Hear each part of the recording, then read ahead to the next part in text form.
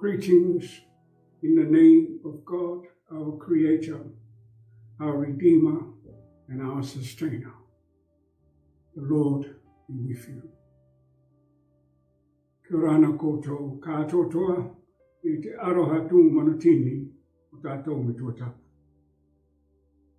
O te whaatalo whātu, no whawheiloa i atu, i le swafo le tua tō tāsipai. A very special welcome to all our primary school children, intermediate and college students, as well as all young adults who attend university and other tertiary institutions. This service has been especially prepared to acknowledge the importance of your school life and to seek God's blessing for such a life for another year. So let us worship God.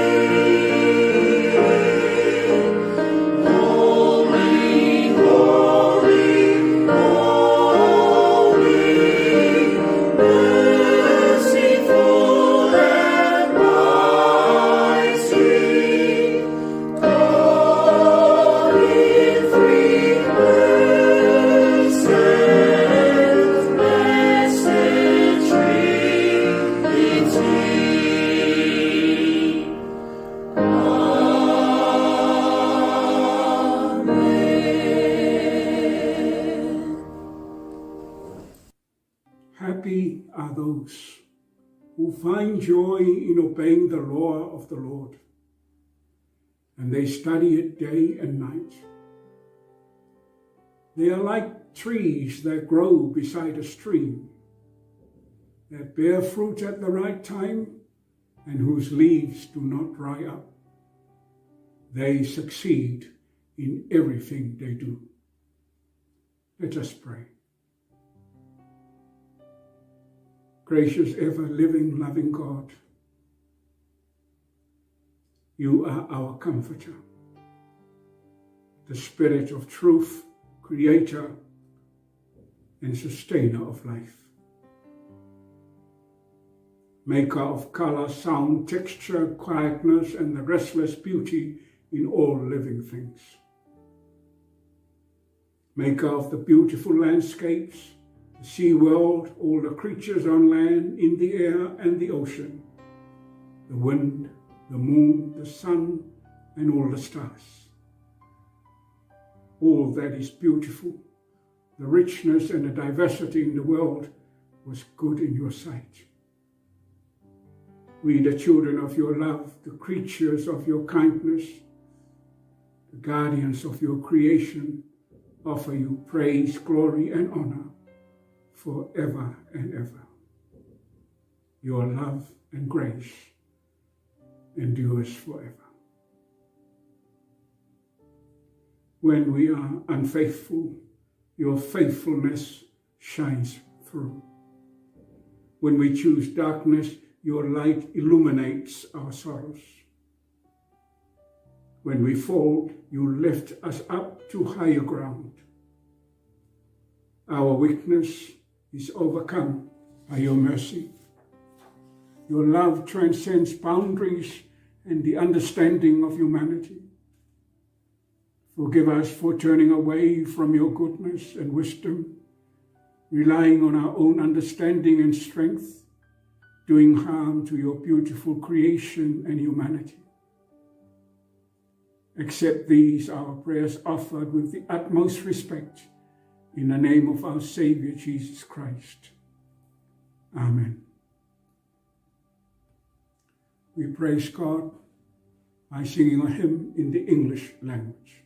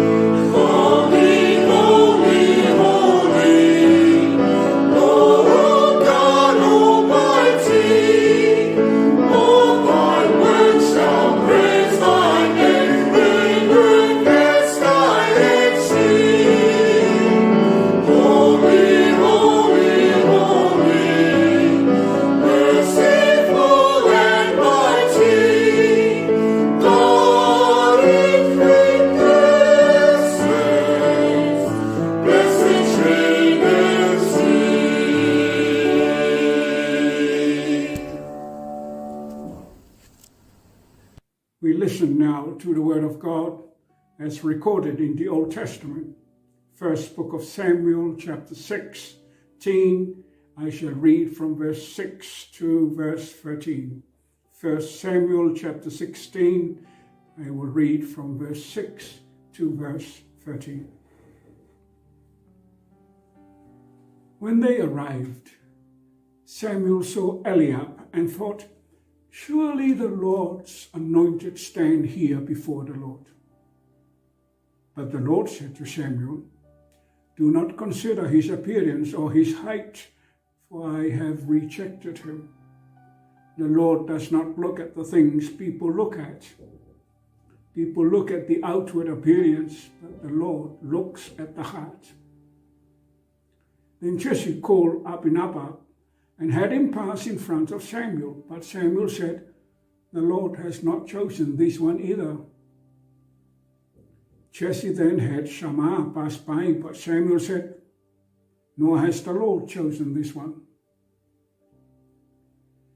Jesse had 7 of his sons pass before Samuel, but Samuel said, "The Lord has not chosen any of these."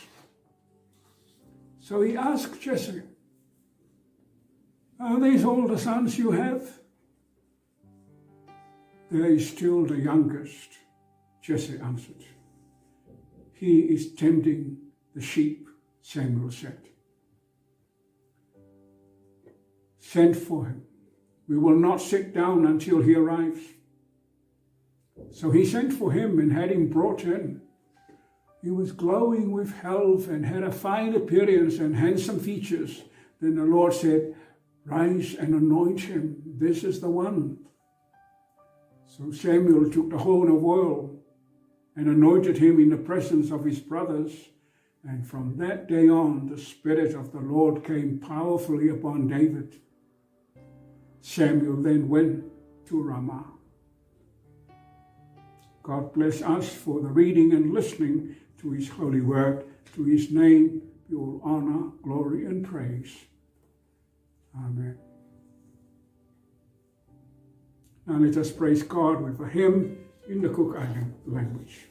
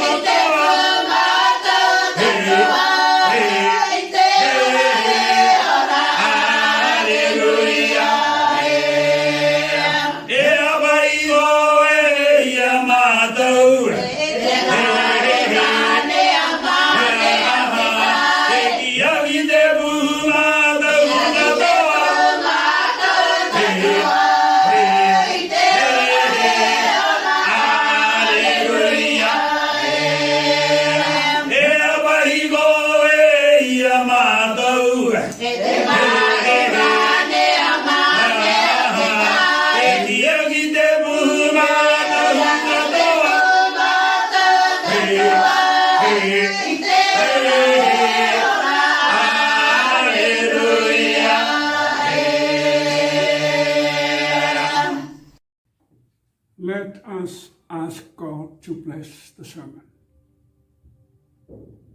May the words of my lips and the meditations of our hearts be now and always acceptable in your sight, O Lord, our strength and our Redeemer. Amen. The text of this sermon is from the first book of Samuel, chapter 16, and words from verse 7. Man looks at the outward appearance, but I look at the heart. Man looks at the outward appearance, but I look at the heart. And the theme, what matters, is what is in your heart. What matters is what is in your heart. The first thing I want to say in this sermon, specifically written up for all you children and students this morning, is a prayer. So let us pray. Dear God, thank you for the lives of all our children.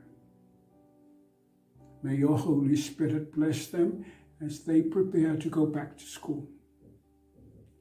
They will face many uncertainties in their normal schedules, with the country now under the red traffic light zone. But you and your love provides the only uncertainty, not for them, but certainty for them and us all the time, to handle whatever comes our way. Now, whether they will study in school or at home, please give them the faith and determination to learn and gain knowledge and understanding, and guide them in all their schoolwork throughout this year. In Jesus' name we offer this prayer. Amen.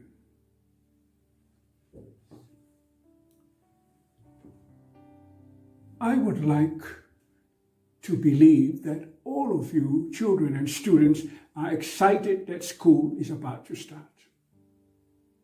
That you can't wait to put on your uniforms or your trendy clothes for those who are at university and other higher learning institutions and venture out to the big wild world awaiting your arrival.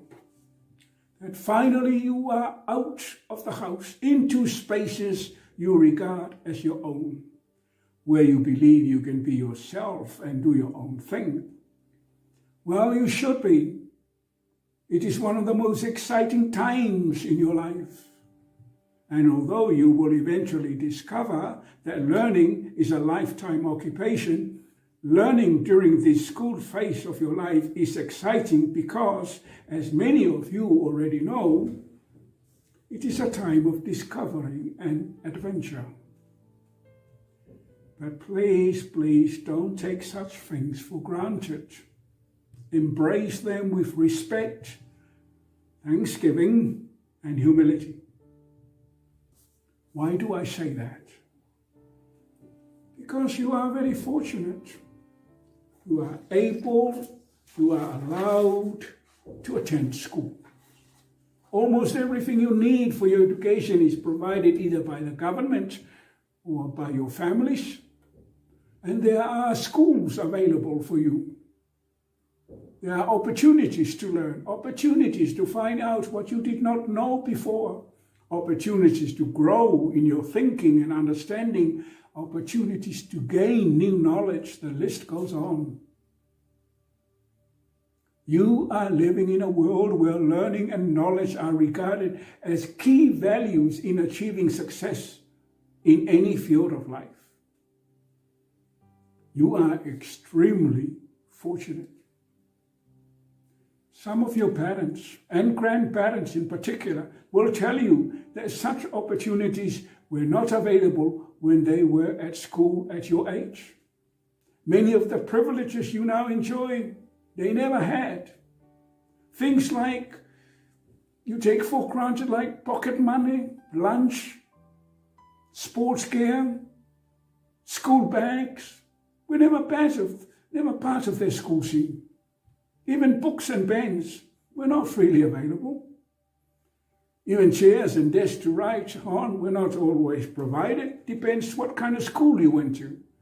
If it's a government school in the main town, those things are likely to be available. But if it's a village primary school, well, you sit and write on the mat. And of course, there's simply no computers then. How the world has changed. The purpose for school remains the same, to learn. But the subject matter and methods of acquiring knowledge have changed. The story I read to you earlier from the Bible is the well-known story of how David came to be appointed as the new king of Israel. You could say the story is about how God followed David's life while he was being taught things that were important for him to know in order to become a good person. I want you to learn and know from what David understood. It will help you to understand that one's classroom for learning is not just at school, but also in one's home. David valued the learning he received at home as well as away from home. David spent most of his time looking after his family's sheep on the hills surrounding their family home. The countryside was, as far as David was concerned, was an important classroom. His other important classroom was home. He treated both classrooms with respect, meaning he used his time well, learning the things that were important to know. Things like trusting in God, having faith in God, obedience, love, etc., etc. It was during his time up on the hills that David came to understand what it was like to trust in God. When he faced dangers from wild animals or from the weather, he always felt safe. He believed that God was looking after him, that God was with him at all times, so he learned not to be afraid, not to give up hope, not to feel lonely, but safe in his trust in God. David learned that life was not easy, not straightforward, that it was important for him to do work, not just believe, but act out his beliefs. For example, he learned that caring for the sheep meant he had to go and find places where there was grass, then take the sheep there for them to feed. That when a wild animal threatens the life of the sheep, he had to protect by driving the wild animal away. He did all these things while trusting that God is looking after him, that God was taking care of him. So the lesson David learned was that as God shows love to him by looking after him, he ought to show love to the sheep by protecting them from any danger. In our text, God looks only at what is in the heart of a person. When God looked at what is in David's heart, God found that what was there was what was in his own heart. Love, care, trust. These were the qualities he was looking for in a person to lead his people.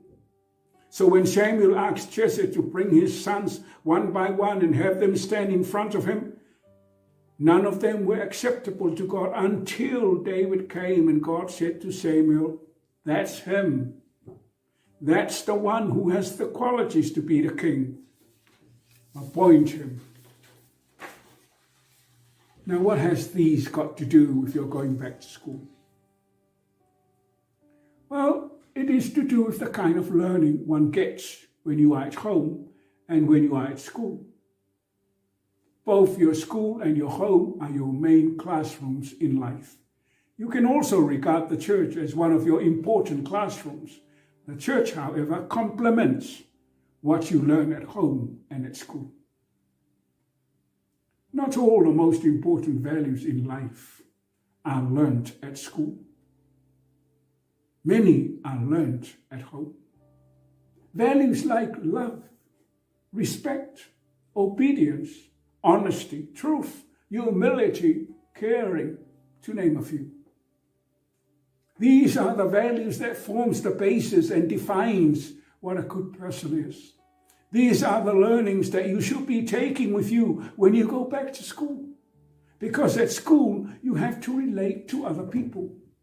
And the most effective way, in fact, the only way you can do that, is to put into practice the values you learned at your home classroom. They will make you a very good student in your school classroom. If you keep the values you learned at home in your heart and apply them in your learning new things and skills in your school classroom, you will succeed. You will achieve. You will be recognized and affirmed not just as an excellent student, but more importantly, as a very wonderful and good person. Look at what happened to David. He never dreamed he would become king of Israel.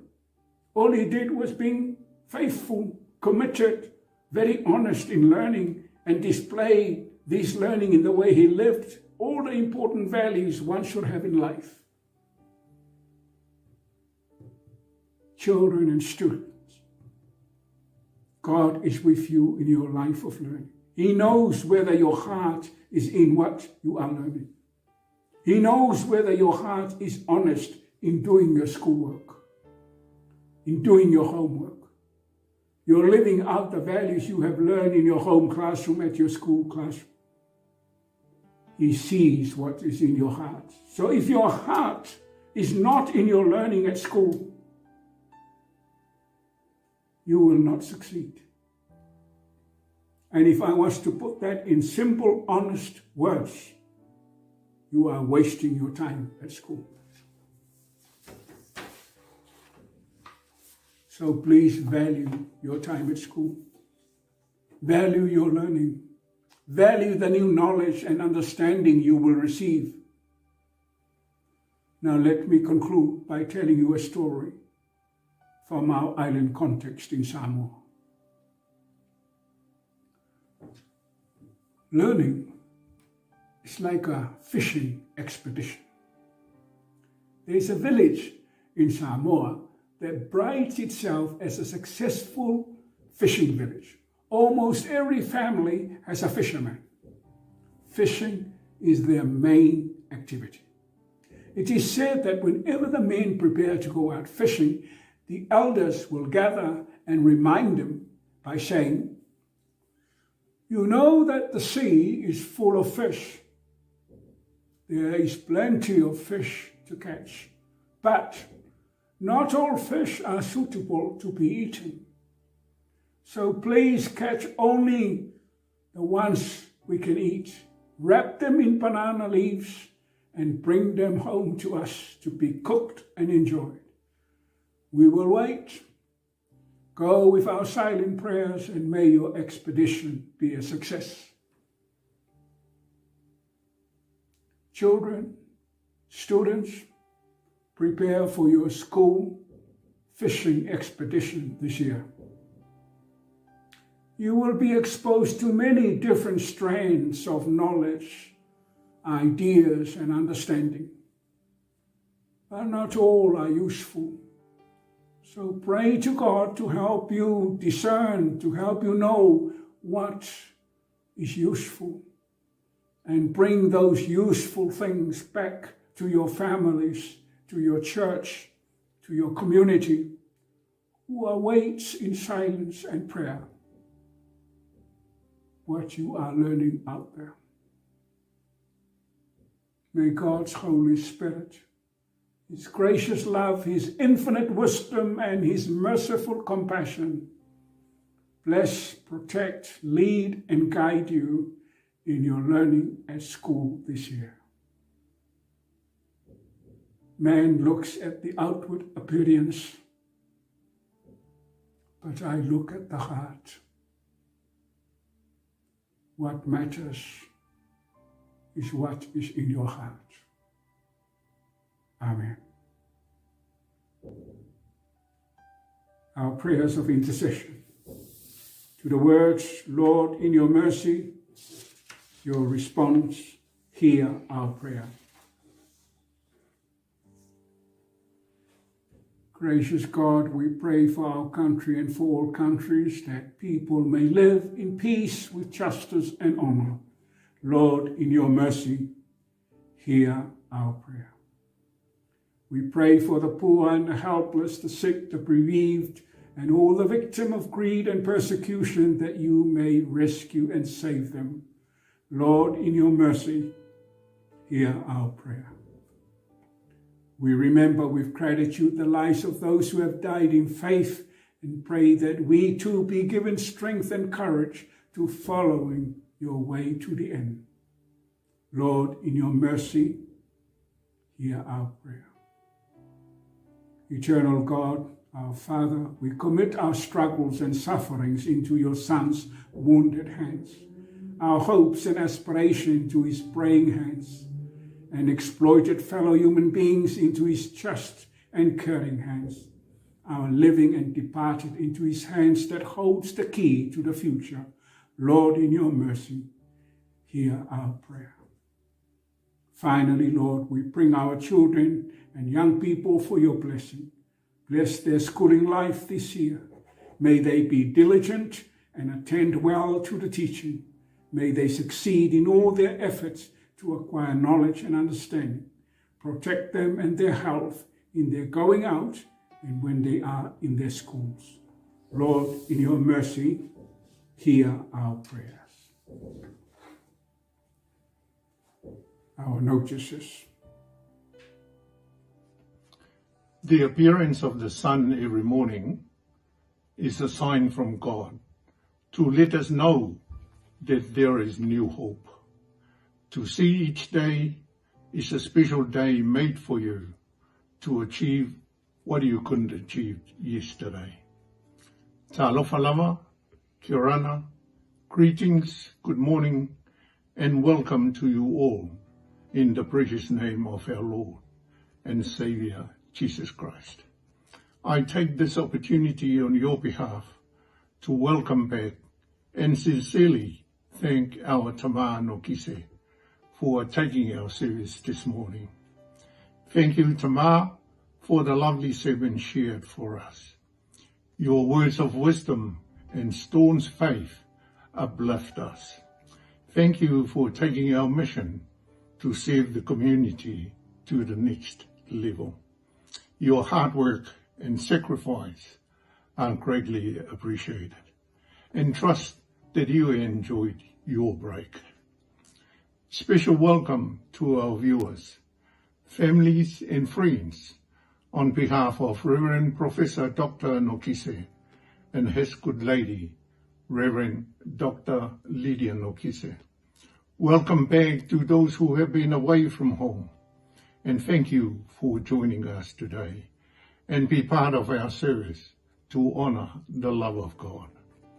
Hopefully you have enjoyed your time with families and the continuous sunny weather in the capital. God's blessing be with you all with your plans. Our notices for the week. There has been a change of plan to our Sunday services due to the current status of the pandemic. Moving into the red lights means the number of people allowed in the church is at 100. That means our Sunday services will be online at 10 a.m. until further notice. All notices that I announced last Sunday are now on hold, except that session will have an urgent meeting on Tuesday, the 1st of February, 6 p.m. at church. Please make an effort to attend for all session members. Please ensure you have your valid My Vaccine Pass available always when you visit our facility. To our young children and adults, please remind your parents. Today is a special Sunday to wish all our children returning to school for their 2022 academic year. On behalf of Tama Nokise and Tina Lydia Nokise and the parish, I extend to you all the very best for 2022. The depth of your struggle will determine the height of your success. Crying and trying have only one letter difference in spelling, but a lot in meaning. Crying collapses our confidence, and trying builds our confidence. Always keep on trying, and good luck for 2022. Please remember our families, friends who are unwell in your prayers, and most importantly, our island homes, the Kingdom of Tonga and Samoa, currently in lockdown. And also please remember our Tina Lydia Nokise, who is not well at the moment. Those are our notices for the week. Thank you for your attention. Have a blessed week and look after yourself. We will continue with our free will offering. Be blessed. Thank you. Let us pray for the offering. Dear God, accept the offering of your people now being given through electronic means. Thank you for what they have offered. May our church, our parish, use the offering wisely for the furtherance of your kingdom.